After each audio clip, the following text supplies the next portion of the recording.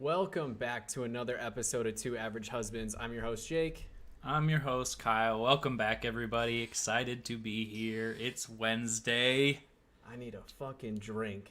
Perfect. What are you drinking today, Jake? So this week I have Marlowe Artisan Ales, and it's their Blackout Jinx, which is a stout that's brewed with honey and maple syrup, which sounds fucking amazing to me right now. So we're just going to roll with it. That does sound pretty good. How about you? What do you got? Posted all of my beers that I bought at Total Wine on Instagram, but the two that I'm doing this week, well, I'll just go with the one for now, but I'm doing Coronado Brewing Company. Let's get that to focus. Orange Ave Wit, whatever that means. But it is a wheat beer brewed with honey and spices, so we both have honey. Neato. We do. A huge honey guy, so Big very honey excited. So Wit beer, it's a Belgian-style beer that uses unmalted wheat. So it's Blue Moon. No, because Blue Moon, most wheat beers use malted wheat. Different. Ooh, this is pungent. Like good pungent or like... Like, it smells good to me, but it's very weedy, I guess, for lack of a better term. I picked a good one. First sip, already can Smells tell. good. But, Kyle, I've had a shitty week so far, and it's only going to get worse. So why don't you That's start interesting. off the topics this week? It's also sad. First of all, before we get into it, if anybody hasn't seen on Twitter yet, I need everyone to go take a look at our Twitter at #2 ABG Husbands and talk shit about Jake's terrible fantasy draft. Because he won the league last year, he still gets the one-on-one, and I just want somebody to talk shit to him instead of saying that my team sucks, which is the only response we've gotten so far. Yeah, because your team, I won't say your team sucks, but I had the draft fell the way that I wanted it to in a lot of ways. So I really don't have any complaints. My biggest complaint was that I ever let Justin Jefferson go, and I couldn't be patient for one more week because I would have an even better lineup. To be completely honest, the way that I drafted ended up being very based off of the fact that I had Justin Jefferson already sitting there in a late round. Because I ended up going running back, even though I had also kept David Montgomery. So originally I was going to go whatever good running back fell to me and then take Travis Kelce, but Kelce didn't fall to me, so I ended up taking Zeke and Chubb, which I'm still actually really happy with. Some people don't think Zeke's going to be good this year. I think that is incorrect. I think he's Zeke was good last year. Zeke was good and now he's got last year Dak and had back, a so. down year. Like, he was running back 6 with a down season. I think Zeke's going to be great this year coming back. So I'm actually really excited about my team, especially compared to the same league last year. Oh, yeah, your where team's I had so much better than last year's. a pretty shit team, and I ended up second to last in the league, and I've gotten better at drafting now, I think I did a pretty good job given what I had. So pretty excited about that. Everybody go on Twitter. Follow us anyway. Follow us on Instagram, same handle, and then talk shit to Jake about how he sucks at drafting. You know what? That's fair. Anyways. But on that note, I can roll right into my first topic because it's related. I want to talk about the NFL's policy on COVID this year because I think it's important and it could have a huge impact on the game. You're already starting to see some of the players tweet out about it. So I'm going to read the headline here from the NFL. It's just an NFL news article, but it's the NFL informs clubs that COVID-19 outbreaks among unvaccinated players could lead to forfeited games. So basically what's going to happen now, the infected team, if it's among if it's caused or among unvaccinated players, they will forfeit the game, take a loss, and they will also face financial penalties, essentially meaning that the players on both teams are not going to get paid. So, first of all... that last thing you said, I don't believe is true. I think the way that I read it was that any player who is vaccinated will still receive their per game bonuses, but any players who are not vaccinated will not. So okay. that's see. That's how I read it. I haven't read the policy in full, but hey, by the way, your wife commented on our tweet and said I suck at drafting. So if anybody, at least one person said it, you know. Glad she's got my back. Thanks, wife. But also, I'm looking at the article. It's from the 22nd of this month, and it is a direct quote saying both or players on both teams won't get paid. So, like you said, this is still kind of breaking out. Obviously, with the season not even starting yet, I'm sure this policy is going to be, altered in some way, shape, or form prior to the start of the season, and they'll kind of, delve out what the actual rules are going to be for each team and how it's going to affect the players. But I just want to know your opinion on this policy versus last year's policy, which, for those that don't know, was essentially, hey, if a COVID case occurs on a team, we isolate that person, and it could potentially, depending on the number of players affected, could cause them to reschedule the game, but it did not result in a forfeiture or a loss of pay last year. Yeah, I mean, I don't think the NFL handled it as well as they could have last year. But I do have to give them props. I do think that the way that they're handling it this year is good, honestly. I think you should, it's no different than any other employer out there who has the ability to mandate that employees get vaccinated. And they're giving players the option to stay unvaccinated, but you are taking the risk of, financial losses. You are taking the risk of, causing your team to forfeit games. I think that at this point, we know most of what the vaccine is going to do to pretty much all of us. And it's one of, it's been, as much as people want to say it's not a studied vaccine, blah, blah, blah, blah, blah. It's studied more than half the medicines that are out there on the market right now for people to take. We know the risks, and the risks outweigh, the potential harm that COVID has caused to many, many people that are out there. And I think that it should be, if anybody should be getting vaccinated, it's the people who have a platform to share the benefits of vaccination at this point. You're kind of, maybe I'm having a bad day because it hasn't officially been announced, but it's basically been announced that we're going to have to start wearing masks at my work again because of the new CDC recommendations, which are occurring because people aren't getting vaccinated. So it's funny that you'd say that, because a memo very similar to that also came out for us today. It still hasn't been officially released. The policy hasn't officially been changed, but I'm willing to bet either tomorrow or sometime later this week we're going to get an official change in policy for my work as well. Yeah, it hasn't been officially made for us either, but we've been told it's a very good chance, and we have an event that we're running tomorrow that we have already had to reach out to everybody who's attending and tell them that you have to do masks again. But I just think there's nothing wrong with an employer or a corporation mandating this amongst their employees. Colleges all across the country, high schools all across the country have always had vaccination requirements for their students. Why should we treat professional athletes any different? I have to submit them for work, for just my job. So what's wrong with making them do it? That being said, I do think the fines could maybe be a bit excessive, just because it seems like the same violation could lead to like 6 or 7 fines, which I do think is maybe a bit extreme. I think, we're seeing people more and more people who were skeptical of the vaccine are starting to get it. One notable name in the NFL is Sam Darnold. He was I don't want to say against the vaccine, but he was originally asked about receiving the vaccine and was said, it's a medical decision that he's still working on making. And it's come out that he's at least gotten his first shot, and I believe as of Friday will be fully vaccinated. So we are seeing some more people get to that point of being vaccinated, which is good for the NFL. I don't anticipate it being too big of a problem, but as we're seeing with this Delta variant, anything could happen. So I don't blame the NFL for trying to mitigate as much risk as possible. And, people want to knock the vaccine, and we don't know the long-term side effects. We don't know the long-term side effects of COVID either. We have people, but we kind of do. We have people who are a year and a half removed from having it, who still can't taste, who still can't smell, who still have myocarditis and enlarged hearts, who still have breathing problems, who still have oxygen problems. Like, we know what the actual illness does to people. I just saw a pretty interesting tweet, I think it was yesterday or maybe even today, of a picture of lungs side by side of COVID with somebody that's unvaccinated versus somebody that is vaccinated, and it's pretty incredible, the difference in just the way that it has impacted lungs, which I'm sure that's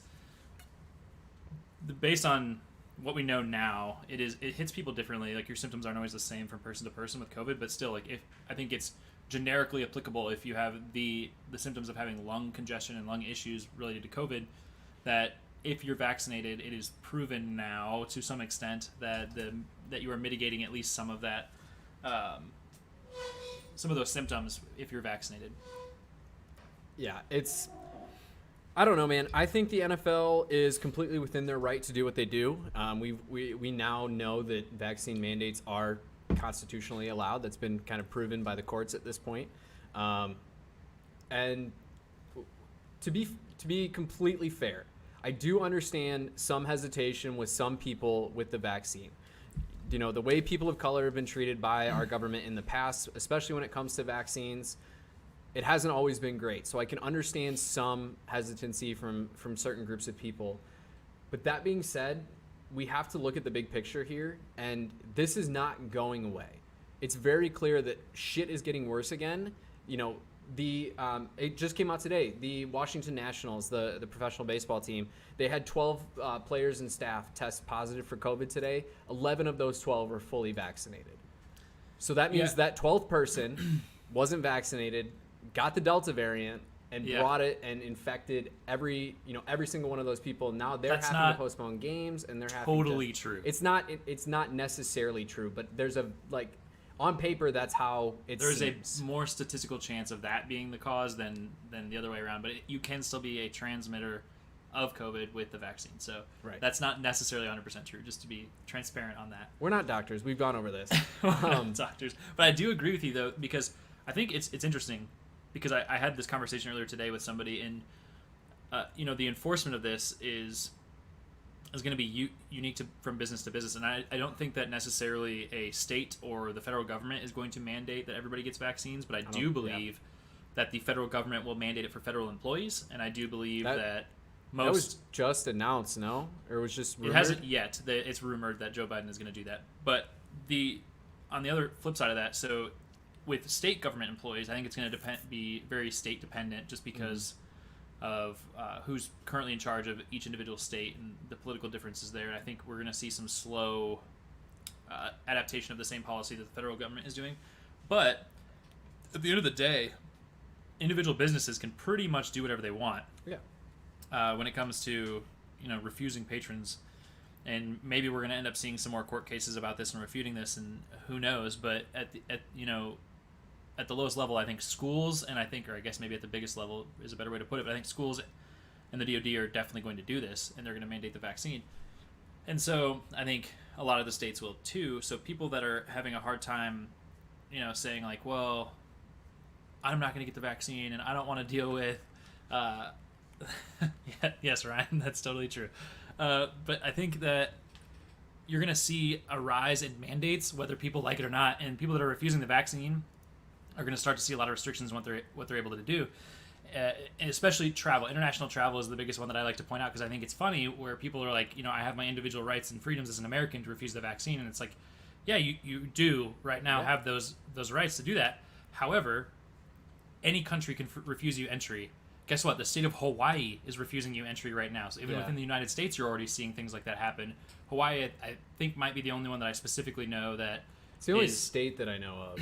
And that's not totally true either, because you can still go to the state if you're unvaccinated, but you have to jump through a lot of hoops just to get there. And so I think it's an interesting concept that people think that eventually they're like, this isn't going to end up impacting their ability to go do things. Businesses are going to tell you to get vaccinated. Sporting events are going to tell you that you need to get vaccinated in order to show up to these events. Like, there's a lot of things that are going to happen that are going to affect people on an individual basis, and I just don't think people are wrapping their heads around that. And so I agree with you. I think the NFL, is well within the rights to do this. I think the financial punishments of this are probably a little too much, and I bring that up to say that players are already starting to call out this too, and probably the biggest player right now to really stand out against this right now is DeAndre Hopkins. And so you see him saying, and I'll just read the tweet, but he said, "Never thought I would say this, but being put in a position to hurt my team because I don't want to partake in the vaccine is making me question my future in the NFL." Right? So you're seeing players that are struggling to get on board with this too. And although I don't agree with what they're doing, like, I think they should go get vaccinated. I think it is going to impact the game with the new policy more so than it did last year, because they were much more willing to work around it. They didn't really understand the virus. They didn't know what they were really going to do about it. But now you're going to see an enforcement on the side of the NFL where it's like, nope, we're not having this shit. Your game's canceled. You have a loss. Pay up. And it's gonna impact the game for sure, because you're already seeing it in training camp. Yeah. I think, God, who was it? Gus Edwards tested positive for COVID yesterday, I believe. Lamar was a breakthrough case, and he'd had it previously. He tested positive last season. Kadarius Toney just came off of the COVID list. He just cleared protocols. So yeah, it's like you're saying, it's already affecting the game. It's already affecting the players, and you see it all the time in the analysis of the NFL too. Like, we're giving a lot of players breaks from last season. We're assuming that COVID caused, downturns in performance. A lot of people are saying that's what was the issue with Zeke and with Cam and with other with all these players who, got COVID. Which is completely logical. I mean, it It's absolutely affects your lung capacity in general, which is going to affect your ability to run, obviously. So Yeah, I think you said it best when you kind of talked about there's a player reluctancy, and maybe that gets better, maybe that doesn't, but regardless, I think the NFL is handling it the best that they can. I don't think the only thing that I would say the NFL probably needs to change is I do think the NFL should change the rules, which I believe they're looking into it on the testing requirements for vaccinated players. I think the way that the policy is right now, they only get tested every 2 weeks, and I do think they should increase the frequency of that, especially because we do know now that vaccinated players can be transmitters. So I do think it's worth testing players more frequently. But besides that, when it comes to like, if an unvaccinated player causes an outbreak of 30, 40 people on a team, they 1,000% should be forfeiting that game. I called for the Ravens to be forfeiting games last year when they had an outbreak. Like, I don't think that's really the big problem is you're putting the burden of work onto the NFL as an organization to try to have to fucking completely redo their schedule around you because you chose not to get the vaccine.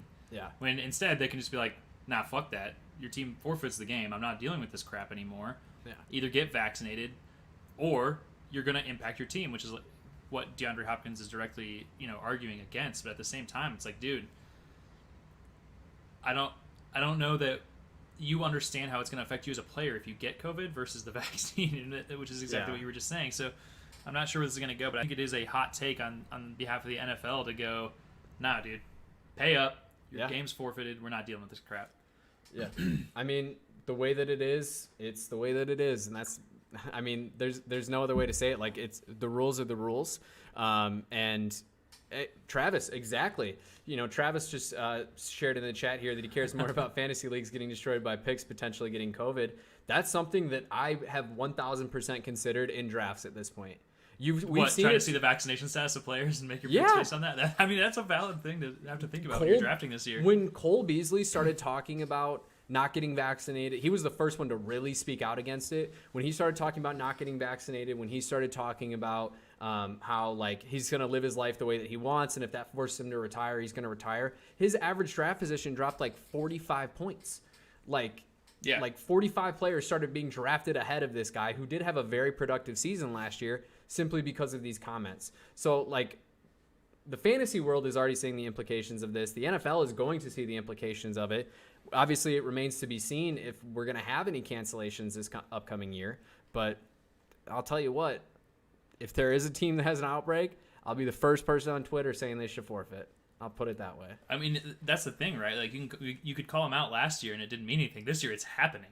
Yeah. So, are we only drafting vaccinated players? No. I honestly have no idea where you'd even look, frankly, other than people that are public about being not vaccinated. I don't know where you would go to look to see if people are vaccinated or not. I don't think that's public knowledge, so it'd be hard to do that. But. So the only way that you can kind of do it is if players are wearing their wristbands during practice. Some teams, actually it might be the entire NFL, players have to wear different colored wristbands if they are not vaccinated. So that interesting. It's completely legal. I did not know that. They only have, from my understanding, they don't have to wear them during practice. They only have to wear them inside the facilities. But we've already, like Najee Harris, he was seen wearing a different colored wristband, so now people know he's unvaccinated. And Sam Darnold was wearing a pink wristband, which I guess means he's vaccinated but not fully vaccinated. He hasn't received the second, or he has received the second shot, but isn't within the time frame yet. I'm gonna have to look at this because I did not know this was a thing. Yeah, this is news to me.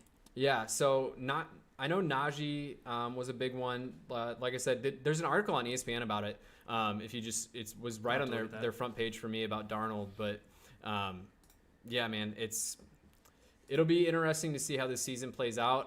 I as 100% transparency here, I pray that not a single person in the NFL gets COVID, vaccinated or not. Like, I'm not wishing this illness on my worst enemy. Yeah, sure. And I just wish that people would get vaccinated because we've seen how much that limits the symptoms of the people who are breakthrough cases. I mean, yeah, at the end of the day, we just want people to be healthy, but it is going to impact, obviously as football fans, it is going to be impactful for all of us as fans just because people are unwilling to go do it, which is frustrating for us as people that are pro-vaccination, to have to go. Are you kidding me? Like especially if it's like your team. Like I'm a Dallas fan, and if Dallas sacrifices a game because somebody didn't want to get vaccinated, I'm gonna be pissed. So it's at the end of the day, I do agree with honestly the NFL's policy. I think it's a no nonsense policy, and they're just putting the burden on the player now. Either they're like, we're not dealing with the crap. It's on you. Make your decision, and I think that's a fair policy and a fair stance to take. Mm-hmm. Yeah. That's all I got, man. I just wanted to hear your opinions on this. Yeah, man. Like I said, It was pretty big news. So it definitely was. It's caused a lot of controversy within the NFL too. We've seen a lot of players speaking out recently, for better or for worse. But yeah, man. Obviously, it's something that we're going to end up talking about probably throughout the season as we see how things break down. 100%. So, yeah. Yeah, man. Solid topic. All right, on to my topic. Little more lighthearted than Kyle's. Like I said, I've had kind of a shitty week, so trying to keep it a little light. I wanted to do a movie draft with you. So Okay. we are going. So if, regardless of whether this is your favorite movie or not, if one person says it, the other person cannot say it.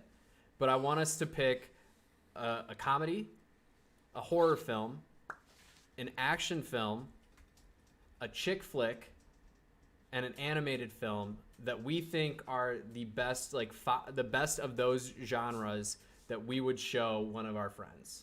What was the last one? Animated. Animated. And if you could think of any other big genres, we can throw those in there too. No, that's probably good enough. I don't think I have anything to add to that. All right. So I will give you the honors of first pick. You don't have to pick them in any specific order, but it has to be one drama, comedy, action, chick flick. Probably should have made this note before, and then animated. Oh, and horror. So there should be 6. Drama, comedy, action, chick flick, animated, and horror. I feel like you might disagree with me on the category of this movie, but I have to draft this because I have it. It's the ultimate draft pick. I'm taking Mean Girls, but I'm gonna call it a chick flick, and I'm willing to let you debate me on that. I would probably call it a comedy a little bit more than a chick flick, And I knew that's where you were gonna go. but I guess I think it's a chick flick. I don't know if it is. We might have to get the wives on the episode one time and debate whether or not Mean Girls is a chick flick. I'll let Jake take his pick, and in the comments, if you want to help us debate this, since there's some interaction here, let's see what your opinions are. Is Mean Girls a chick flick or a comedy? So I can figure out what category I'm drafting for. But no matter what, I'm taking the movie. It's a draft pick for sure. No, that's probably a goated draft pick. My first draft pick is also a chick flick, and it's The Notebook, because The Notebook fucking slaps, and I don't care what anybody says about it. I've probably read every Nicholas Sparks book. I've seen every Nicholas Sparks movie, and I never get tired of rewatching or rereading them. So if you got a problem with that, I would say fight me, but stand 6 feet away. Obviously, we're back to social distancing a little bit, so maybe fight me later. But chick Fight flicks, me, but wear a mask. yeah, chick flicks are goated. The Notebook, that's my chick flick. That's my 101 of chick flicks, and that's where I'm taking it. Okay. Technically, you're the 102, but I'll accept. My 101 overall 102. All right, I'm going to take out the next easy category for me because I don't like the genre. So, let's go. I got one comment in support of me as a chick flick, so we'll see if anybody else chimes in, but it looks like I'm winning 1-0 right now in the voting system. I'm not going to say that person's biased. Definitely not a biased voter there. Definitely not biased at all. Zero bias. But the next one for me is going to be the original Saw movie for my horror category. Okay. Because I don't like horror movies, but I have seen all of those, and it's one of the few ones that I've liked. So I'm going with Saw. That is my pick. I am going to make my comedy pick, and this may be controversial, but Talladega Nights, Ballad of Ricky Bobby is the movie. If somebody tells me they want to watch a funny movie, that is where my brain goes, and I will be drafting that movie. Shake and bake. Deal with it. So because I now have 2 votes in my favor, I'm just going to assume that that's my chick flick, and I'm going to move on to my comedy pick as well. And this one's actually tough for me because when I think about comedies, I have to think about the ones that I go to and what I think of when comedy comes up. And oh my god, I just thought of a third, which makes this even harder. And I think I have to go with the one that I just thought of because I absolutely love the movie. So for my comedy pick, I'm going to go with Grandma's Boy. Yeah. My runner-up selections, the other ones that I had, was The Hangover and Ted, because I think the first time I saw both of those movies, it might be the hardest I've ever laughed at a movie in my life. So it's really hard for me not to pick those. But the one that I repetitively go back to is definitely Grandma's Boy. So I'm taking Grandma's Boy for my comedy pick. The Hangover was my backup for Talladega Nights in case that one somehow got drafted. But yeah, you know what? I guess that we'll give you two people in the chat are on your side with chick flicks, so we will give that one to you. For me, the next pick that I'm going to make, I'm going to go action, and I guess when it comes to action, your definition on this could vary. We could probably add a separate one like action and then like a war movie category, which if you want to do that, we can, and I can change this up. I think might be worth adding the second category. I think I have to add another category as well, because I think you'll agree with me after I say it. But first, I'm going to say war movie is a valid category. I'll agree with you. I almost said that earlier, but I was just going to let it fly as action. But if you're going to delineate, I will agree. I was thinking and the other one that I think we need to add is fantasy, or whatever category you want to call this, and I'll give you some examples, but I don't really want to because they're probably going to be my picks. I was going to say, give me bad examples. So I'll give you Harry Potter. Right. Okay, yeah. As an example of it's not an action movie, it's not a comedy, it is a fantasy. Right. However you want to categorize it, I think that's probably a valid term for the category. Okay. Yeah, I like that. So actually, you know what? I'm going to jump right into fantasy then, because I'm going to put my fantasy movie in here. I'm going to say that Harry Potter as a whole is exempt from this list. I think we all would show people the Harry Potter movies if we wanted to watch a fantasy movie. So I'm going to say my fantasy movie is Avatar. Okay. I think that is a very underrated movie. It was the highest grossing movie of all time for a string of time there. I don't know if it actually might still hold the record to this day. I don't know if it does. At one point in time, I know that one of the Marvel movies took over. I can't remember if it was... I think Infinity War. It might have been Infinity War. I can't remember which one specifically. I know one took over as the highest grossing of all time, but I think Avatar re-released with like higher def or some shit, and then I think they took back over. I could be wrong. Yeah, so Avatar currently holds it. Avengers Endgame actually is in second, and then Titanic is third. Avatar... wildly underrated movie. People made too many jokes about it when it came out, about like blue people and all this shit. But if you actually watch the movie, it's so good. I did appreciate it a lot when it first came out. It definitely wouldn't be my my number one in this category. But I think it's interesting that you said that for fantasy and not animated, because I probably would take that as an argument as well. I could see that. But I'm guessing you're thinking like full animation, which is fine with me too. Yeah, when I think animated, I think more of like... It's maybe a bad sign that my brain goes here, but more of like Disney movies, like, that kind of genre. Not to give too many hints about where my pick for animated is going, but... Man, that was a hot take for a second from the wife there. I was like, where's she going with this? And then I saw the parentheses. I was like, oh, man. Hot take. All right, and this is another one where I would almost let you debate with me, but I'm not going to let you. I'm just telling you this is my pick, and you can deal with it. My fantasy is Rogue One. Okay. And 100% that's my pick. So I can see that. Yeah. I can see where you might try to argue a different category. I'm taking it. Get over it. I figured you would go Star Wars, so I didn't want to also go Star Wars with a different Star Wars movie. That's fair. I figured I should, In the comments, they mentioned, by the way, Avatar's Dances with Wolves in Space, but it's also the same plotline as Pocahontas. So you could pick a number of different ones on this, but Avatar stole their plotline for sure and just edited the characters. Hey, that's okay. We allow for that in this day and age. Highest grossing movie of all time. Anyways, the best war movie of all time is Saving Private Ryan, and you can never possibly convince me otherwise. I think that's fair. That would probably be typically my pick until my next pick, Fury, came out, which I think now Fury is at the top of my list. But if I could actually pick like a series, I would say Band of Brothers rather than Fury, because I think Band of Brothers is just so fucking good. That is something that probably... I would say over half of our listeners haven't watched, and they Band of Brothers? Yeah, you'd be surprised. I talk about it all the time with so many people, and nobody has any clue what I'm talking about, and I'm always like just so disappointed in the person that I'm talking to. Yeah, that surprises me that that's even a possibility. I feel like most people have probably seen it. I would, I'm blanking on the name. There's another series that I can't think of right now that's really bothering me that I can't think of it, but it's there's another one, an HBO series that's war based that I think a lot less people have seen. I know I what keep you're wanting to say talking about. Destination Kill, No, but that's not what it is. It's Generation Kill, I think. that's not even what I was thinking of. The Pacific is what I was thinking of.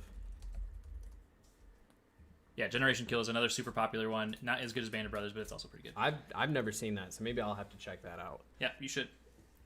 All right. But Fury's my pick for war, and you should have action and animated left, same as me, I believe. I have drama, action, animated, and horror. Oh, drama. I don't have a drama category. All right. Shit, man. Where do I go here? Okay. I'm going to go horror next, and I'm going to pick my personal favorite horror movie of all time, which is the original Insidious. And I say that because I don't necessarily think it's the best horror movie that's ever been made, though it is definitely up there. But it is the horror movie that got me into the genre as a whole. And I think for that reason, and I know a lot of other people who are the same way, where that movie is the reason they love horror movies. So I'm going to put Insidious as my horror pick. I truly don't like the genre because I am a pansy when it comes to scary movies. Honestly, that's the bottom line. I just hate scary movies. I don't know how people enjoy being terrified. It's not an enjoyable sensation for me. It's like the adrenaline rush that you get. It's just go ride a roller coaster or something, man. I don't want to be terrified by murder. To go ride a roller coaster for me is like a 2-hour car ride. It's not worth it. I'll sit through a 2-hour movie for me too. before I sit through a 2-hour car ride. And then waiting an hour in line, fuck that. I'll watch a movie. Man, I'm not going to lie. I have to really think about the next 3 categories because I don't have anything good for any of them. And this is going to be animated might be the toughest for me just because I don't really watch animated movies. I watch way too many animated movies to be a 26-year-old adult male. That's fair. I'm trying to think, though, of like action. What is something that I go back to all the time? I really hope you don't take my action one. There's only one that keeps coming back to mind for me, and honestly, it's probably not my favorite, but it's the only one I can think of right offhand. So I'm just gonna go with it, and I'm gonna go with The Dark Knight. Okay. And that'll be my pick. So next for me, I'm going to make a specification here. I don't know if that's the right term. When I think action, if you Google best action movies of all time, like Black Panther, the Avengers, like the Marvel movies come up. Those to me are more in the fantasy realm than Agreed. anything. So I'm gonna think more of like the traditional action realm, and for me, it's the original John Wick, like the first John pick. Wick. I don't think that there is a better action movie out there. Close second for me though was the original Taken, which was also I think one of the more underrated. You made the better pick for sure. Yeah, I did. Taken was good. Taken was very good. But John Wick, I don't know if you can beat that original. Even just the first movie itself, like they could have ended it there, and it would have been one of the greatest action films of all time. And then they made a couple more that were equally as good. Fun fact: I didn't watch any of the John Wicks until 2020. It was 2021. I watched them like 2 months ago.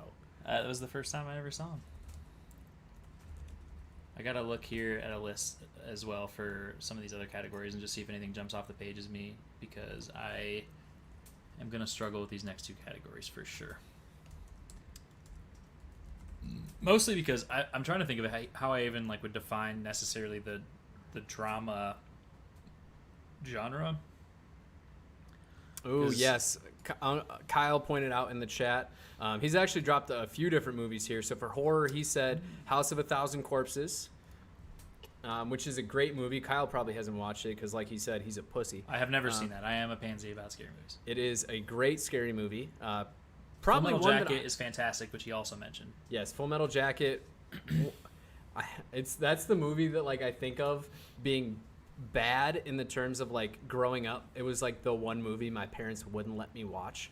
I could watch anything else that we had, but Full Metal Jacket was off limits. And then for action, he dropped The Matrix on us, which I think is also another go-to pick. I would throw that into fantasy personally, but yes, agreed. I can see that. Fantastic movie. Carly dropped Beauty and the Beast in the chat as well. She wants that to be my animated pick, I'm sure, but I can't in good consciousness say that is anywhere close to my favorite. I have probably seen it more times than anything else because of her, but that might be the only one. Ooh, this is good. This is a pretty good list. I'm just looking at the drama picks, and there are some pretty good ones on this list that I have definitely seen. And I think... Oh, shit. I'm going to forget what it's called now. A different one just came to mind. Now I got to think of what it was. Shit. Okay, hold on. Give me a second. I guess this too also like a lot of these movie categories are very broad. Like I think it depends on what you define as drama. I gotta just like if you give me a look up second. Rotten Tomatoes list, like Oh, damn it. the Marvel That's a movies good are one. on here, like The Godfather's on here. Like there's just some movies in here that I wouldn't necessarily consider to be drama personally, but Dude, I'm just gonna describe this movie to you because I can't think of the fucking name of it, and I'm sure you'll be able to help me. But it's a Christian Bale movie where he is the one that predicts the downfall of the housing market. He predicts that when the bubble is gonna burst. The Big Short. There we go. That's my yes. drama. That's a very, very solid pick there. For me, my next pick is going to be animated movies, and it is going to be the greatest animated movie of all time, which is The Lion King. Fight me on it if you must. I know there are Disney people out there who will disagree with me, and they'll say that X movie or Y movie is better, but Lion King is the goat of goats when it comes to animated movies. Thank you very much. There's a good chance I'm gonna look at this and not know a majority of these animated movies. Oh, just kidding. I got it. This is easily my top. How to Train Your Dragon. That's my top animated movie of all time. That very solid pick there. That's a good one. Probably one that I underestimated, if I'm being honest. Okay, Carly wants to know if you saw the live action of The Lion King and if you liked it. I actually have not, so I will check that out. Not tonight, probably, because Jess probably isn't going to want to watch it with me. But I will definitely have to check that out. I'm going to throw you a surprise category, too, because I think that was my last pick, right? So you should have one more pick. Yes, I have one last pick here. It is my drama category, and I'm between a couple movies here, so give me a brief second, because I'm trying to decide which route I want to go with drama, because my brain goes a couple different places here.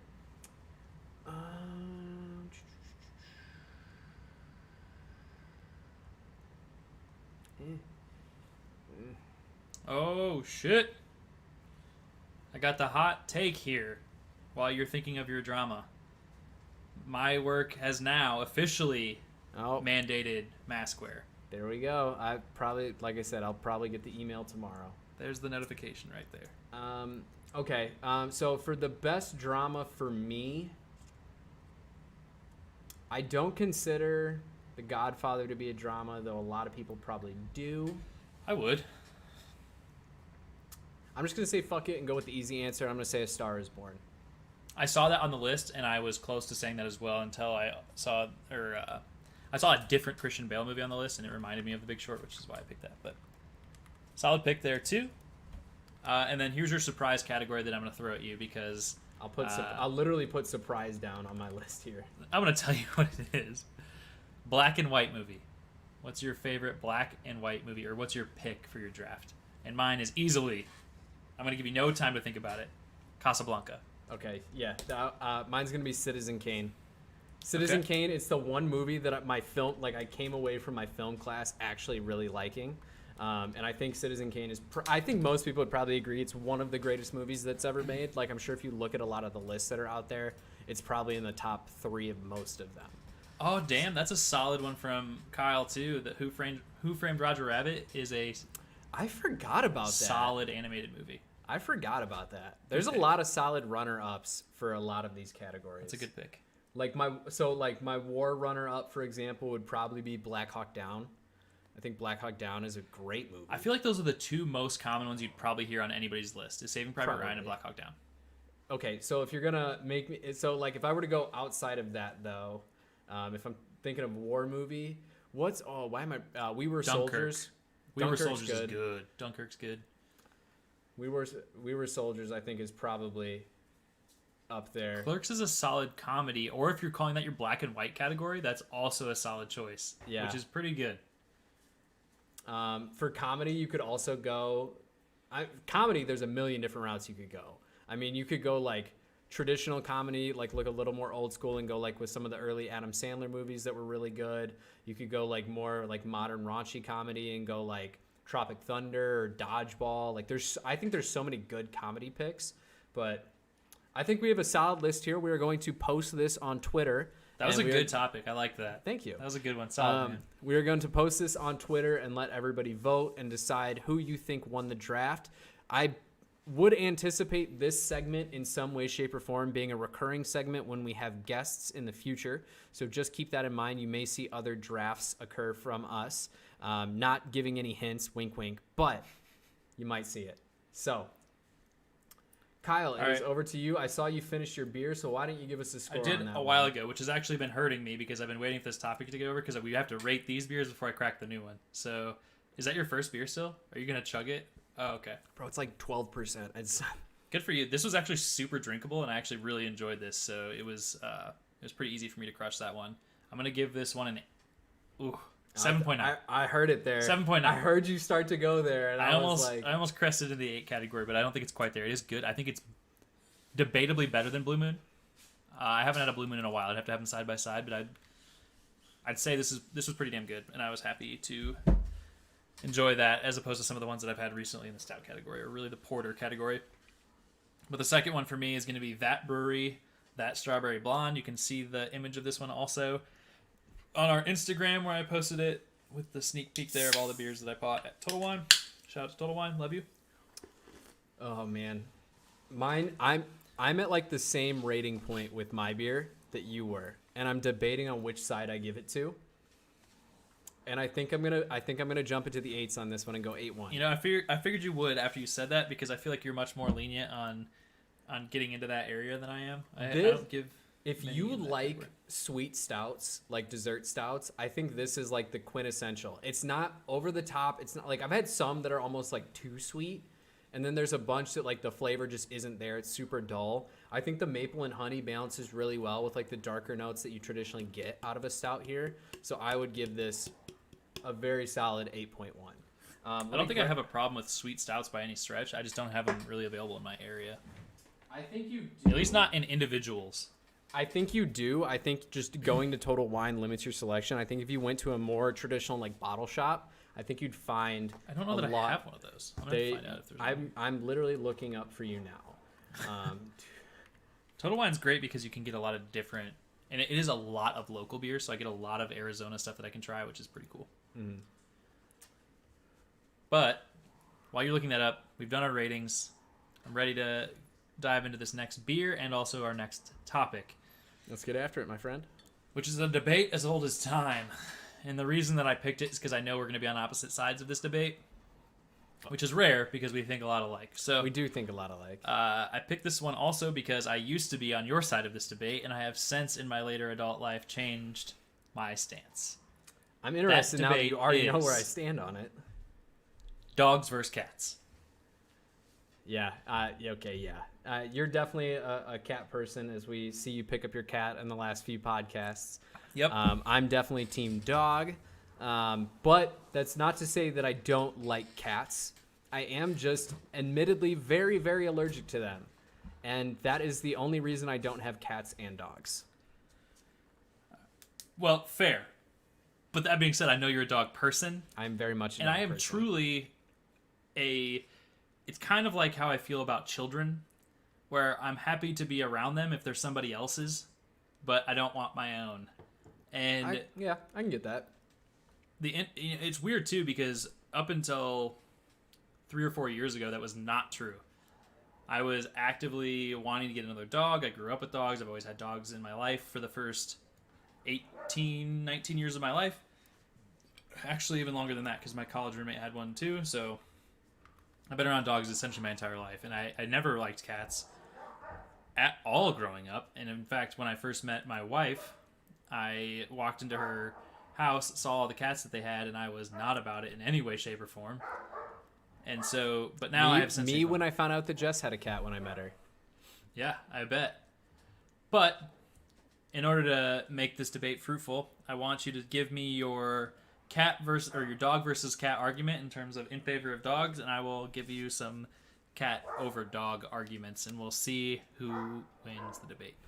Carly can hear my dogs playing in the background. Yes, That's- they're playing. They are just very vocal when they decide to play, and of course they only play when people are home. So Jess came home from the barn tonight, and now the dogs are playing because they are show-offs. But for me, my reasons for preferring dogs to cats is one, I feel like with dogs you get more of an insight into their personality a little bit more. Cats can definitely have their own personality, and I've experienced the personalities of a lot of different cats. But to me, dogs, especially the dogs that I advocate for, so working for a dog rescue, I see dogs that have truly been through some shit. And to see dogs that have been abused and dogs that have been mistreated and dogs that have been, bait dogs or used as fighting dogs or dogs that have been bred for litters upon litters upon litters, for them to still be able to come out of everything with the personalities that many of them do, I think it really goes to show like how good the souls of dogs are, to not sound as hippie as possible. But like dogs to me just have really great souls, and even quote unquote aggressive dogs, they can be worked with, and you can get them into situations where they are able to be around other dogs and other people and not share the same aggressive behaviors that you used to see out of them. And that's my big reason. With cats, I feel they're very much, I don't know, I don't want to say all cats are similar, but all cats are somewhat similar. It's So very the funny thing about you saying that is I truly do think that I would have the same standpoint as you on both of those points until around 5 years ago, because I don't agree with that at all anymore. I think cats are so very different. In fact, I have two of them and they couldn't be more different. I have one not that's saying very that similar to a dog and one that is like so definition of a cat that it's just so interesting to hear to see the different personalities amongst the two of them. So I think that is absolutely not true. I'm not saying that cats don't have different personalities. Like even just the cats that I've been around have had wildly different personalities. I think dogs just express their personalities a little bit more than cats do. Oh, I just totally don't agree. And I think, But like I said, I so totally here's my would've thought that argument too. though. If I meet a very friendly dog, I'm going to meet a very friendly dog. That dog is going to be friendly to me. It's going to be friendly to Jess. It's going to be friendly to my brothers. It's going to be friendly to my parents. Whereas like with cats, like it took your cats a few days to warm up to me. Like it took them getting used to me a little bit before they were like, oh, I'm going to go hang out with Jake. I think that is not totally true either. I do agree that most often, if you meet a dog that is friendly, it'll probably be pretty universally friendly, but that is not always true. There are exceptions to that too. 'Cause Yeah, I've I mean, it's met definitely dogs not. that took some time to warm It's up. not like entirely there, but it's that's my experience, and I admittedly have much more experience with dogs than I do cats, and I think that's going to be the main like difference between the two of us is you've been around cats a lot more than I have, Well, and yes, but true to the facts here, like my exposure to cats is actually pretty small because I've had my two cats now for the entire time that my wife and I have been together, which is rapidly approaching a decade. And so, but then her roommates in college as well, so I was around all of their cats, which I would say still her cats are definitely my favorite. But, and as Carly just said, it is an honor to be chosen as a friend by a cat because cats are a little more particular, and I will agree with you on that, and I will concede that a little bit. But the other thing to counter your point too, before I get into some of my own points, is that I think you can find the same thing for a cat in like a shelter, that a cat has been through hard times, not necessarily like a cat fight, like a fighting cat or whatever, but you can see traumatized animals that are also 1000%. Jess and I used to go to the animal shelter in Aurora here quite frequently, and we would spend time with the cats as well, just because we do know that there are tons of cats out there that are neglected. There are tons of cats that are out there that are abused, and I think that's nothing to take lightly. But it, like you're saying, there's a different level to it. Like dogs are literally like, there's fighting dogs and there's bait dogs. There are dogs that are literal existence are to piss off other dogs so they fight better. Like, and you, like you're saying, you just don't see that with cats that often. Like you hear the term cat fight, but it's like, that's what it is. Like get feisty. Occasionally cats just get feisty, whereas like dogs are literally used as bait and like for gambling purposes. And It's just a different level. Well, the one thing that I'll truly say too about cats is that on your personality side of the thing is that I think it takes a little bit longer to get to the personality of a cat. Like I think as a cat grows on you and grows more accustomed to you being around, they expose their personality more and more to you. Because it's taken, even for our male cat, it's taken him 6 years to really start getting like a fully like unique personality with me. Mm-hmm. He's always been very unique with Carly, but for me, he was always he was completely fine with being around me, and like he liked to get scratched by me or whatever, but he really got like specific personality traits associated with me over time, which I think is pretty unique to cats as well. Like dogs, I think you get to know their personality pretty quickly, and then their personality is their personality. But I think very uniquely to cats that it is like person to person, their personality traits can be very different. Yes and no. So I will slightly concede because I do see where you're coming from, but also like one of our dogs is the perfect example in that she craves human attention, but only from the humans that she trusts. So like she loves Jess and I, she loves my mom, she loves my dad. That's it. Like other people, if they're the only person around, she will kind of let them be like near her, but otherwise like we can't have people in our apartment that haven't met my dog before. My dog will sit there and bark at them, never aggressively, but just like we'll sit there and just be like, "Roo, roo, roo, roo, roo." That sounds like a fantastic downside to having a dog. Yeah, barking is the biggest downside of owning a dog. I think I've said it a million times. If I had the choice between a dog that barked nonstop or a dog that bit me once a day, I'll take the bites. The bites are nowhere near as bad as a dog that won't shut up.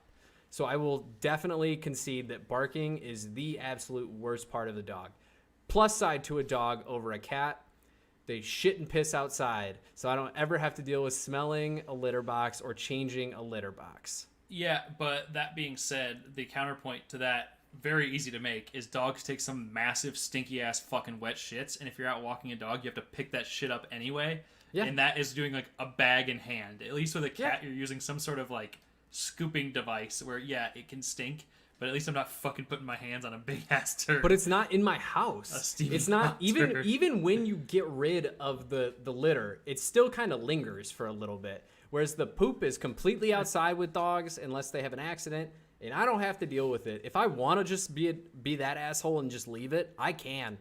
There's nothing forcing me to ever have to deal with it if I don't want to. Just not being a shitty person Yeah, is just the not forcing like function. But obviously, but like with cats, like they're going to go into the litter box unless you're one of those wild people who teaches your cat how to use the actual toilet. we Like tried some to do people that, have by the done. way. It didn't work, but we tried. I respect you for trying. But massive upside to dogs is that if you train them well, they never go to the bathroom inside your house. That's true. But cats are very instinctually just intelligent, and they know where to poop, which is actually pretty impressive. That That just is like, impre- litter, poop.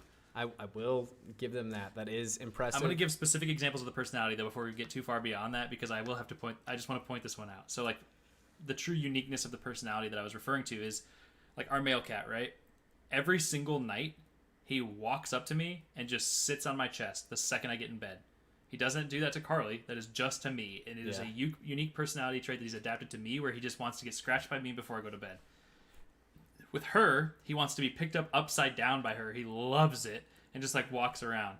Like he loves, and if I do that, he doesn't really like it. So it's very unique to her. Right. So like cats have a ton of personality, but it is individually unique in most circumstances, I will say.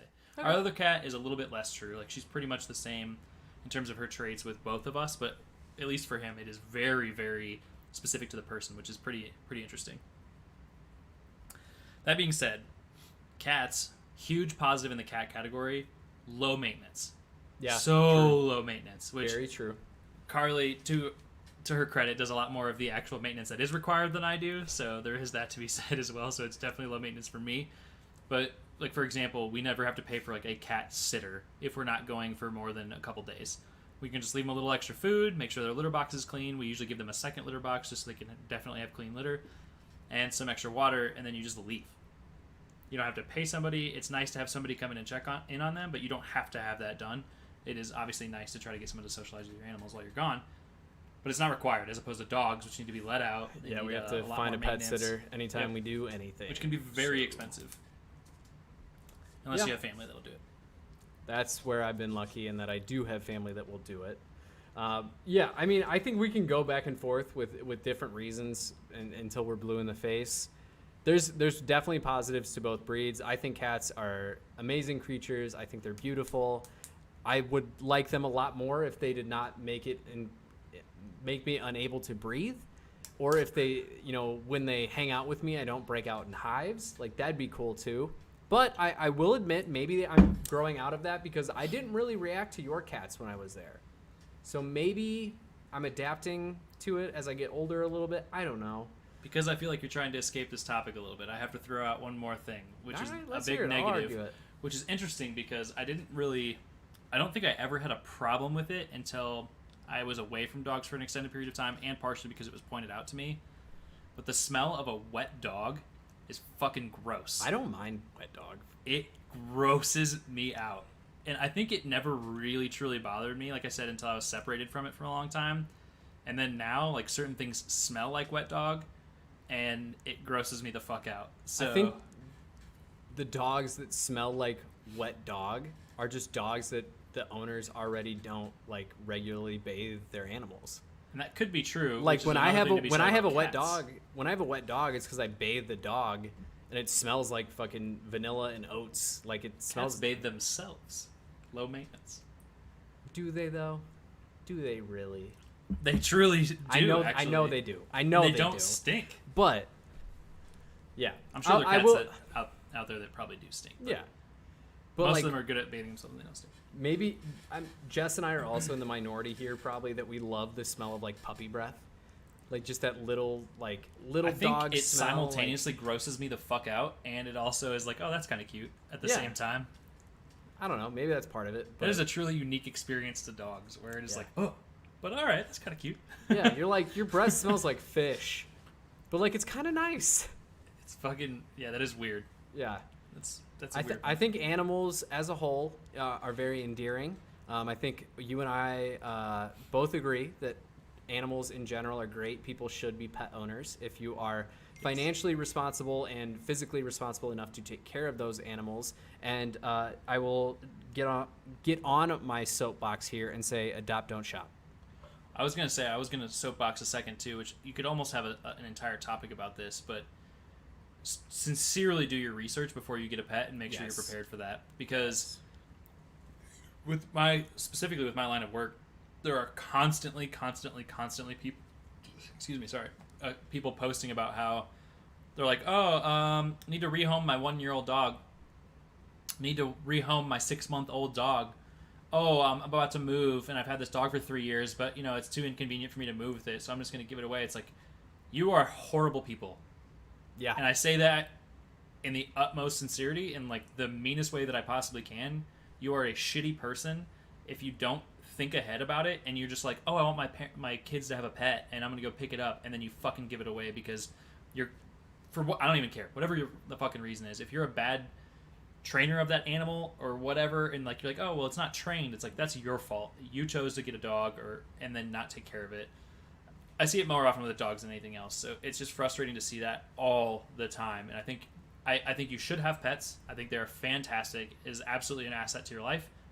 That being said, do your research, figure out what's within your capability, and put some thought into it before you get a pet, because you don't want to be the one that abandons it to a shelter just because you were a fucking dickhead. To very briefly be on a soapbox here, as somebody who I volunteer for a dog rescue, my wife does way more work for the rescue as an adoption counselor than I do as a co-adoption counselor, which really means like I register a microchip here and there. But when we hear stories of people who they get a dog and they are told this is experienced directly from us. They're told exactly how this dog is going to act. This dog is going to be very high energy. This dog is going to be lazy. It doesn't like going on walks. This dog is going to cause havoc in your house if you do not train this dog. Make sure if you get this dog, you are prepared for the fact that this is an only dog. It does not get along with other dogs. People who just blatantly ignore that advice are the absolute worst people in the entire world. You are giving this dog hope that it doesn't otherwise have to be happy and be in a home and just be somewhere where it can just enjoy itself. There's been so many times where Jess and I have had to, these dogs have been adopted. Jess, when she adopts dogs out, makes them sound worse than they are. She would rather scare a person out of a dog than undersell the quote unquote problems that she would rather problems. Yeah, she would rather oversell the problem. She would rather be like, this dog is aggressive. This dog has shown aggressive tendencies in the past. This dog doesn't like other dogs. This dog has so much energy. You think you're going to tire this dog out, and it's never going to happen. We have scared people out of dogs, and they're like, I'm ready to take this responsibility on, and I'm ready to work with this dog. And then a week later, we're going to pick that dog up because they can't handle it. They can't deal with it, blah, blah, blah. We had a dog up until recently who went through 3 different fosters. We told every single one of those fosters that this dog is extremely high energy. This dog will require a lot of effort and a lot of focus. And it got to the point where people were like, I'm just going to keep him in my basement tied to a pole so he can run around in circles. Like, that's no fucking life for a dog to live, especially when you're trying to volunteer to help this dog out. Like, that's why we ended up with the dog. It got to the point where... if you don't have a massive yard to run that dog, or if you're not going to personally take them out and run them, you have no business exactly that dog. This person knew exactly what they were getting into and still just weren't prepared for it in any way, shape, or form. And that's the reason that I ended up with the dog. I said, I will foster the dog. Bring him to me and I will take care of him, because it's better than him sitting in your basement for another 3 weeks until he can get adopted. Like Kyle's saying, do your research. And if you commit to being the owner of a dog, I will be the first person to admit there are some situations that people just cannot predict for and cannot handle. If you adopt a dog and then all of a sudden you get cancer and you can't take care of that dog, that is a 100% understandable situation where I can get that it's not in the dog's best interest to be in your possession anymore. But if you are a person who gets a dog and then you are going to move and you say you pick an apartment or a house to live in that you can't have a dog with you, you are making that choice to abandon that dog for a second time. And that will never sit right with me. And if you tell me you're doing that, I will never look at you the same. Yeah, it is. We know some people, like personally know some people that we are just, it does change your opinion of somebody when you see that happen. It is pretty fucked up, in my opinion. Like, Carly and I have gone back and forth for literally the better part of maybe even 5 years. I was going to say 3, but like, hey, we kind of want a dog. Hey, we kind of want a dog. Hey, we kind of want a dog. But we haven't committed to that because we're not. It's not that I would ever get rid of an animal, but I just understand what level of commitment that dog is, which is why I have chosen not to do it. I would never get a dog and go, oh, this is too much, I'm going to get rid of it. I know what I'm getting myself into, and I am not yet prepared for that, so I haven't done it. Yeah, and that is a 100% fully responsible decision that y'all have made. But there are too many people out there that ignore the responsibility of wanting a pet, and they want to own it because they view it as an accessory. And those people suck. If you're one of those people listening to this, I'm talking about you. Like I said, I truly mean that in the worst way possible. Like, you suck. Yeah, you are a garbage human being. I will flat out say that. But, all right, man, we've hit the debate. I think Cats won, so we can kind of press on from there. I'll let you say Cats won, but it's dogs. All right, man. I haven't finished my beer, but I am prepared to give it a ranking. If you are gonna crack a second one, I don't know where you sit on your beer scale, but I'm gonna cool it for tonight, just because I know I've got a lot of drinking ahead of me. I've got a lot. This man tweets out, "I need to drink. I've had a terrible week," and then he hits his one beer. All right, fine. I'm opening a second beer. This is Abita Brewing. It's their Amber Lager. I like Abita. That's probably gonna be pretty good. Never had it. You've never had a single Abita? Nope. That's interesting. I've had a couple now. Somebody recommended to us recently. They have a strawberry beer. I can't remember who recommended that. Whoever it is, if you're listening to this, I'm sorry, I forgot who you are, but thank you for recommending it. It was okay, in my opinion. Just kidding, I just remembered. But anyway, thank you for recommending that. It was good to try once. It wasn't for me, but I have had other Abitas that were pretty good. So,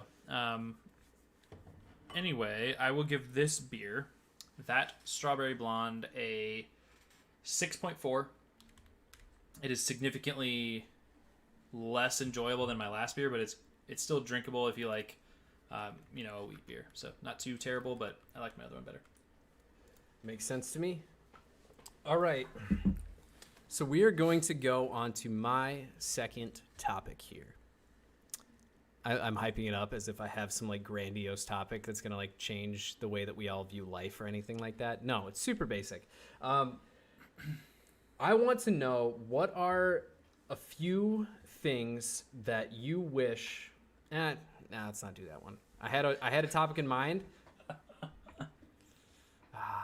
Damn it! What do I want to do? I want to put you on your toes. Now you don't know what to talk about. You are. You kind of stole my thunder. I was gonna do a topic on dogs this week, but kind of ripped that one out from under my feet. Well, if it's dog specific and it's something different, we can still talk about it. But It's not very specific. It's not too far off enough. what you talked about. Okay.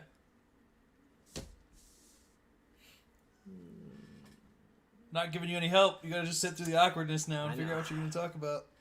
Thanks everybody for tuning in to another episode of Two Average Husbands. All right, so what are some hobbies that you think you could be interested, like you think you would enjoy doing, but you haven't taken the initiative to actually start? Skydiving. them? That was fast. I have wanted to skydive my entire life. I've never taken the plunge. I always have wanted to go. I think it'd be incredibly fun. I can't imagine the thrill that you get from that experience. I want to do it so bad, but I've never pulled the trigger. Okay, you answered that surprisingly quickly. That's an easy one for me. That is my number one for sure of all time. A hobby that I feel like I would truly enjoy, but I've just never done it. All right, we'll do 3 hobbies to make you talk a little bit more for this topic so we don't end the episode in 2 minutes. One hobby that I've always wanted to get into, but I've never taken the initiative, is the world of like building technology. Like I've built a computer, I've assembled a keyboard, but I've never taken the step to like learn how to solder, learn why things work the way that they do. Like I've never built like RC cars or like remote control planes, or I've never taken that step where like I've kind of ended it at like big electronics, but I've never taken the initiative to like continue it past that, even though I have a very huge like keyboards. You know probably better than anybody how obsessed I get over keyboards. I haven't ever bought a soldering gun. I've never built a computer from scratch. I've used like pre-built like hot swappable PCBs. It's just something that I've been afraid to get into because I know that I'm going to fuck it up, and I don't want to waste my money fucking something up. Yeah, I can buy that. I think that's a pretty good one as well. I think I have, and on those same lines, I'm going to say this one, even though technically I'm kind of doing it right now by going back to school, and that's coding. I have always thought that it was really impressive that people could, I'm kind of always one of those people that is like crave the how does it work? Like how does that work? How is that even possible? And coding is one of them. Like how does a computer literally do what it does? But most of the times I don't pull the trigger on it. I'm like, man, that's incredible. How does that work? And then I just don't actually like go any farther into it. And I finally have now tipped the scale, and I've gone towards I want to know more about coding and how that works, which is why I'm now going to school for that. But at the same time, I do wish that I didn't feel the need to get the piece of paper to enter that workforce or that career field, because I think if I did it as like a hobby, like more like honestly as a hobby, and I took the time to do maybe some like boot camps instead of like going to a formal school, that I would probably enjoy it more, and I would find it more to be something that I would fuck around with and do in my free time a little bit more than just homework, because I think in general I just don't really like school, and so for me homework makes me dread the topic a little bit, even almost. Some of it I still enjoy, and like I have some fun writing some code and everything like that right now, but for the most part I think if I did it purely as a hobby rather than like a degree aspiration, that I would enjoy it more. But coding is definitely one of the ones that for sure for me is I really want to know how to do that, and I would like to do it as a hobby, but we'll see how it ends up changing after I finish school for this, because maybe I will just like be like, fucking A, school just completely like, ruined my opinion of this. I don't know. I just thought of something at the end of R3. I'm going to add a couple other things that we're going to talk about that kind of relate to hobbies. Okay.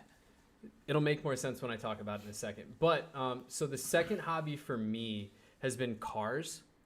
I'm like very much a car guy, but I've never like taken the steps to be like the people who I know who buy cars and they modify them and they build them up the way that they want them. Like I've never really done that. Like I lifted my truck when I bought it. I put new tires on my pickup truck when I had it. Like that was really it.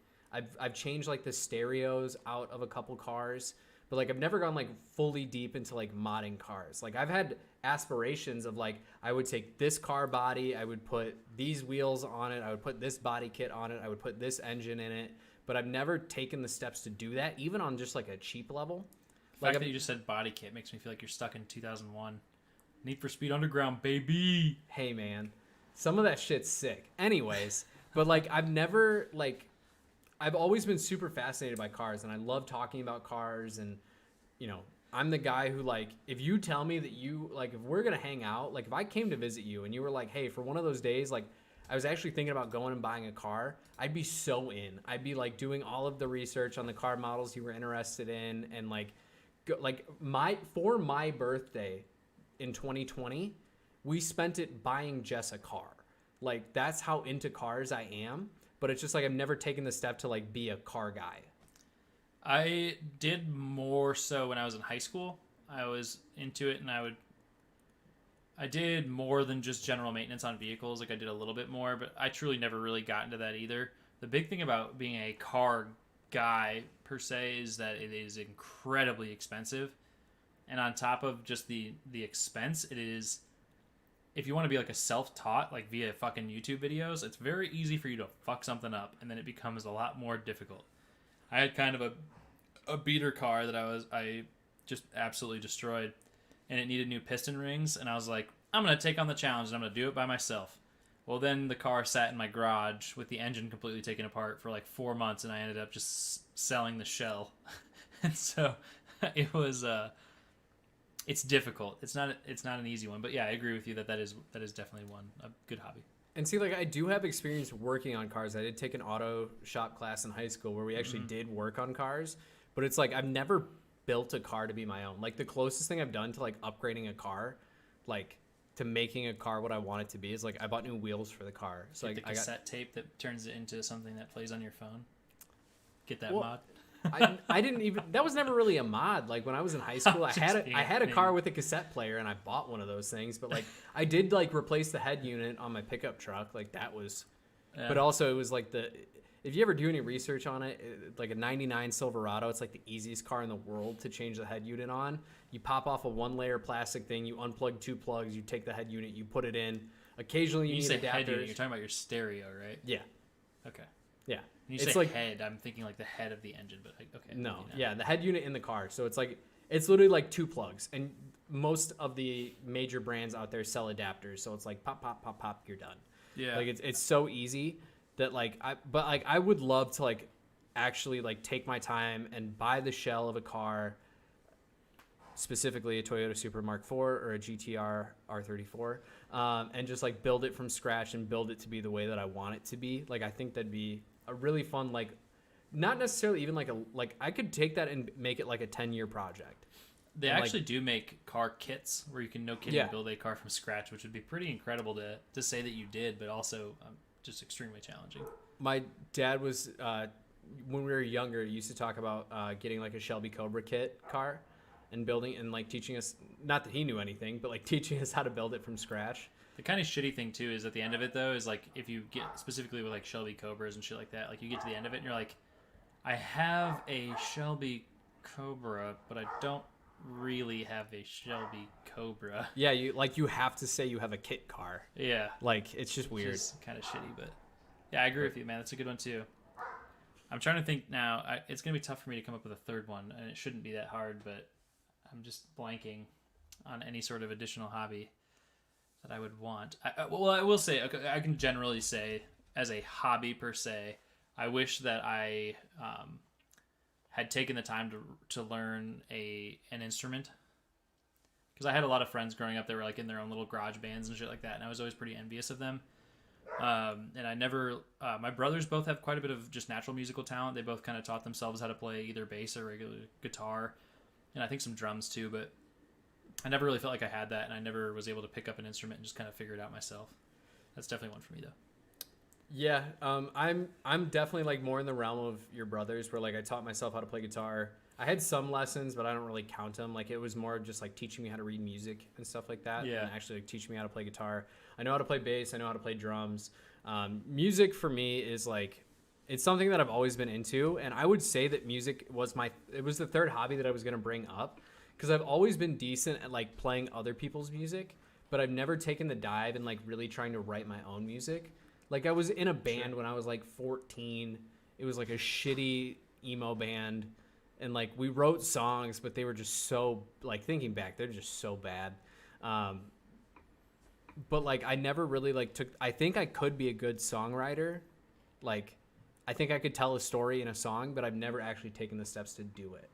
Yeah. Like I was always a good writer. I've always done well. Like I've always gotten good grades, like in school when I've like written poetry and stuff like that, but I've never taken the time to like really try and craft a song. And especially now as I've gotten, especially recently, like I've been listening to a bunch of songwriters who have their own podcasts and like hearing how they write songs. I'm like, I could do that. Like it's not to say I could be at their level, but like I could write my own music and I think it could be halfway decent. I can't sing it for shit, but as we covered last week, but I think I could like legitimately like write a halfway decent song. I do remember, this is just a random fun fact, but in 5th and 6th grade I played the cornet, aka essentially the trumpet. And I remember when I was in elementary school, I could interpret music and play the notes that I saw, but I didn't know what the notes were. I never really took the time to learn, like, hey, this is a C. I just knew that symbol meant I played with these fingers, right? Like I just associated the symbol with the correct, finger position or whatever. And so I was able to play notes, but I didn't actually read music. And I remember when I got to middle school, there was the very first day of band, the warm-up was like 3 notes, and they just like wrote the 3 notes on the chalkboard, and I was the first person to have to go, and I had no idea what the notes were, and so I just played 3 random notes. I was like, maybe he means this. I was completely wrong, and everyone was laughing at me, super embarrassing, but then I did quickly learn what the notes were associated with, but I've since forgotten all that. But well, I do feel like I have some sense of like, I don't want to say like perfect pitch by any means, but like some sort of relative pitch. Like I can tune a guitar by ear. I know what an E is supposed to sound like. I know what an A is supposed to sound like. But like, if I just hear a note, I'm not like if you've ever seen the videos of like Charlie Puth, who has perfect pitch, where like he hears anything and he knows what note it is. Like I can't do that, but like I am not like that at all. Yeah, like if you tell, like I know what a C chord is supposed to sound like if I play it on a guitar. I know what an A chord, I know what an F chord sounds like. I think like even just you saying that, like you kind of know how to interpret music. Like I think you could learn an instrument a lot easier than you realize. The thing to me is like, I don't, and I feel like I'm very, and I always forget which side is which, but I think I'm very left-brained. And like the creative side of my brain is just like dead, because I have very little natural creativity in my opinion. And I think part of music, in terms of being able to create and play music, is very creative brained. And so for me, I think my brain thought of it more as like a puzzle. It's like this equals this, and not like, hey, that's a G chord, it's supposed to sound like this or whatever. It was just literally like note equals finger, like, you know what I mean? Like I never really, but I mean, it was weird. You can learn how to play like guitar specifically. Like you can learn that like this finger structure makes this noise, this means this noise, and you can like use that to write a song just off of basic scales. Sure. And like if you really think about it, like the saying like you need to know 3 chords how to play like most songs that are out there, like it's not too far off. If you know a couple chords, people have said that to me before. They're like, oh, I could probably teach you how to play guitar, and like at this point I don't have the time. I could probably teach you how to play guitar, and it'd be a lot easier than you think. But like if you learn like the basic chords, like you can play along with a lot of music that's out there. And that's one thing that I've actually recently been thinking about doing, is like delving more into it. Like I sold both of my guitars. I had an electric and an acoustic guitar when I was younger, and I sold both of them as I got older just to like finance life. And I've been thinking about like recently like going like actually like buying an instrument again and like taking some more time to play it, because like I've owned bass guitars, I've owned drums, I've owned guitars, and just like over time I've just like needed money and got rid of them. And I think like I'm at a point now where it's like if I really wanted to dive back into it, I think now is probably the time to do it. I don't know. No, that's definitely my last one though. That's my last hobby, is learning an instrument. All right, and then the way I want to kind of wrap this topic up is, what is one hobby that you are involved in that you think you have the ability to take it to the next level? Like what's one thing you are secretly good at that you think you could make a career out of? Dude, the interesting thing that about you saying that, and I think I can make an entire topic out of this, truly, is that I have that has been maybe the biggest conundrum in my entire life, is that I feel like I find that I'm okay at quite a few things, but I've never found like the one thing that I feel like I'm truly just either naturally or just by regard of doing a lot of work really good at and passionate about as well, which has made it very hard for me to make decisions on what I want to do with my career, especially in the future going forward, because I'm having those conversations and thoughts now about like, hey, what does adult me want to do? And I don't know, and that's why I'm going to school right now for coding, and I don't know that I'm ever going to be secretly good at that. In fact, I think that after now a full year of school, I don't know that I'm ever going to be a natural talent at it, but I do find that I enjoy it, like I said, at some level. But the funny thing I keep saying is after I get the piece of paper, after I get my degree, I feel like I'm just going to go take coding boot camps anyway. Yeah. Because I think they're going to do a better job of teaching me, first of all, more coding languages, but also I feel like school and in the way they teach this kind of topic don't get along, or at least the current school that I'm going to. So I think that's something that I could probably go to the next level of, but I just don't know what that looks like for me in the future. So that's a tough one for me for sure. For me, I think it's cooking. Like, I think I could actually be a very talented chef. Like, I know how to make dishes and how to make them taste good. The thing that I think holds me back is my palate is very childish, for lack of a better term. Can confirm. Yeah, can confirm. He did cook for me for a week. Like, there's just a lot of things that I won't eat, so I'll never know how to pair them well with other dishes, which, like, I think would stop me from being, like, ever, like, a Michelin star chef or anything like that. But at the same time, like, I know enough about cooking and how to assemble a dish and, what to put in a dish to make it mesh well together that I can make, like, very good meals. I've made a ton of meals for Jess that I will never eat. Like, just I flat out won't eat half of the ingredients that are in there, but I make it for her and she likes it. Sure. So I think that if I ever grew out of that, and I think I'm starting to, like, have a more developed palate as I get a little bit older. Like, I had pickles recently, didn't hate them. Pickles are so good. Pickleback shots. Let's go. Hey, maybe next week if you talk me into it. But so pickles, like, I had Brussels sprouts when I visited you. So I'd never eaten those before. Like, there's just some things that I think I'm, like, growing out of, and I'm hoping that with that, like, I expand, like, my cooking capabilities a little bit more. I think everybody, just as a side note on this one, should try different foods that they maybe didn't like as a child, because I think your palate truly does mature as you get older.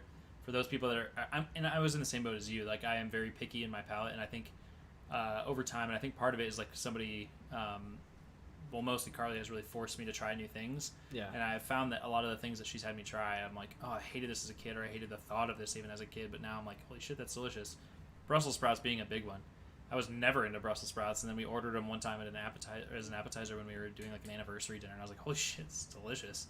Ever since then, I love them. So I think not forcing people to eat different things, but, like, encouraging people to try different things. Like, we were at this restaurant by us that does very inspired tacos, for lack of a better term. Like, they're very niche ways that they put them together, but, like, if I look at the ingredients that were on what I ate, there is 0% chance that I would ever order that in my entire life. yeah.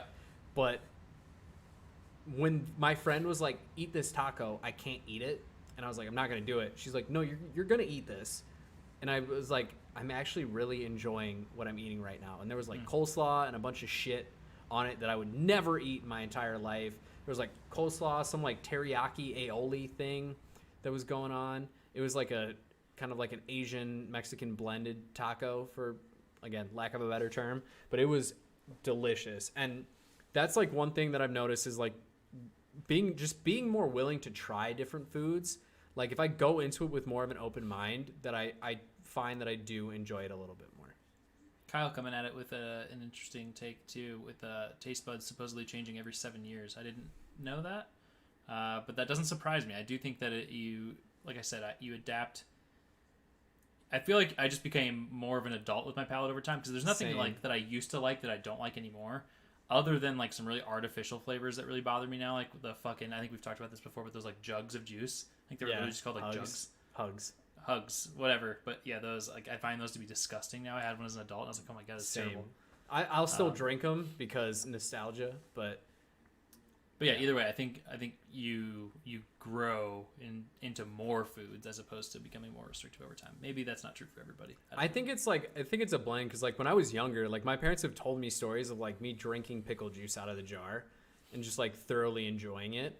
And then it was like for most of my life that I remember, so from like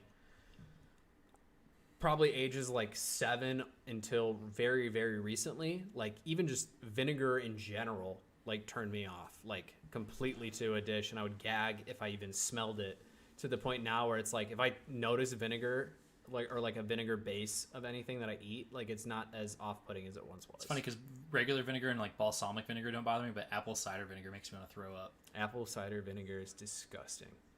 But anyway, did you have another offshoot of this topic, or was that it? No, that was it for me. Right, we were talking about it, and I was like, let me add this last part onto it. But all right, yeah, no, it's good. It's a good topic. I think you had a couple of really good ones today. I really liked the draft. That was fun. We both had some banger topics this week, I must say. Bang. Not to brag, but to brag a little bit. But all right, man, I think that's going to wrap it up. So for everybody out there that doesn't already, please look us up on the social medias. Not that we ever think we're going to be famous. Jake does. I probably don't. But either way, we're on Twitter and Instagram at @2ABGHusbands. So you can check us out there. We're a lot more active on Twitter than Instagram, mostly because we don't live together, and it's a lot harder for us to actually like get pictures posted together. So I try to post as much as I can from the Instagram account. But definitely look us up on... I'll try and get better at posting on the Instagram account. We are more active on Twitter for sure. So check us out on Twitter and Instagram as well. And then we're on Facebook too. And we are on Apple and Spotify for the podcast, as well as obviously if you're watching this, you're seeing it live on YouTube. So check us out all over the place. Give us some likes, some thumbs up. You can find us personally on Twitter with our handles that are posted on the episode here. So Jake is Jake Perry 34 and I am Kyle and Herson spelled out. So come check us out on Twitter as well on the personal accounts, and we will be happy to see you there as well as here on the podcast. But thanks again for joining us. It's been another great episode. Jake, you can close this one out. Thank you, sir. I do want to thank everybody out there. We've broken 250 unique listens, which is something that we are super proud of for a small little podcast of two idiots who have a couple beers every week. But we thank you guys. Each month we seem to be growing and gaining more and more traction, even for the, like I said, small little fish in the sea that we are. So we do definitely appreciate all of the support that we do get. Like Kyle said, make sure you follow us on social media. Make sure you follow our personal accounts too. Not Kyle as much, but I do post quite frequently on Twitter because I get very I'm not that active on social media, and I tweet a lot. But Kyle keeps our Instagram going, and we will definitely be more active on social media as more people interact with us. So it's true. Tweet at us, share stuff with us. If you have topic ideas, send us a DM. See something if it's something you would like us to talk about. DM just one of us though, because that's kind of the whole premise. Is one person brings a surprise topic for the other person. Idea. So yeah. We have been throwing a lot of polls out there too, and I might try to throw some polls up prior to, so we can kind of generate some conversation as opposed to getting it on the after end, or after we've already spoken about the topic. But we'll try to throw some more of those out on Twitter as well for everybody to interact with. Yeah, but also real quick, we do have a couple guest episodes coming up. We might have a guest on us with fuck. It's getting worse every time. Why is this sentence so hard? With us on next week's episode, as well as the week after that. Waiting on confirmation on that 2 weeks from now episode. Yeah. But we should have a guest on next week. We will have a surprise beverage selection next week as well. For our video watchers on YouTube, you see what I'm referring to. But again, thank you all for the support, and we will see y'all next week. Peace.